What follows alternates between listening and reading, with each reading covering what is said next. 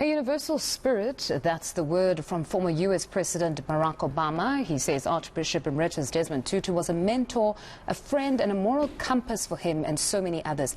Let's get more reaction from the U.S. We're joined by our correspondent Simon Marks, who is in Washington, D.C. Simon, good afternoon. From us at the very least, the likes of Barack Obama, as you've heard there, have penned moving tributes on their social media pages. What are other Americans saying about the man who was considered a moral compass of society?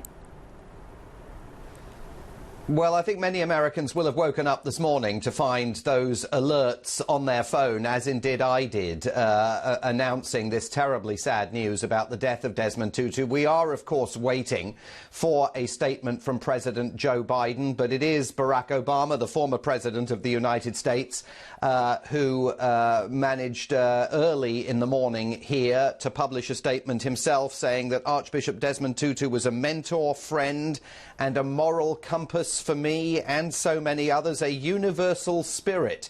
He described Desmond Tutu as being grounded in the struggle for liberation and justice in his own country, but also concerned with injustice everywhere. And he goes on to say he never lost his impish sense of humour and willingness to find humanity in his adversaries. Michelle and I, former President Obama says, will miss him greatly.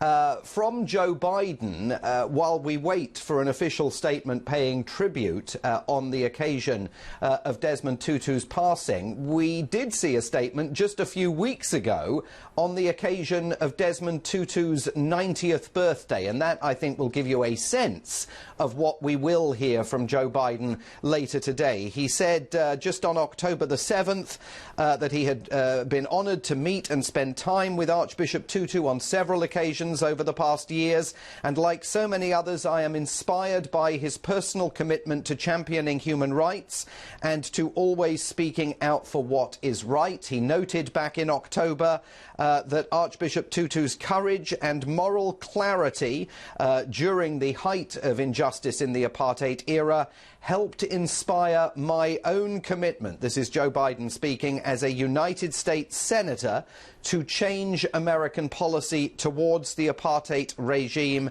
in South Africa. And in the years since, the world has continued to learn from Archbishop Tutu's message of justice, equality and reconciliation. So that was Joe Biden reflecting on Archbishop Tutu's extraordinary life, his career, his commitment to public service just a matter of weeks ago in October, and underscoring the role that Desmond Tutu played over many years here in Washington, D.C., and particularly on the other side of the Atlantic in London, of absolutely travelling to both cities back in the 80s when Ronald Reagan was president here and Margaret Thatcher was Prime Minister in the UK, and chiding them publicly and encouraging them privately to change the approach that they were both taking at the time towards apartheid. And those bonds forged with people like Joe Biden, who at the time was up on Capitol Hill in the Senate and prior to that in the House of Representatives,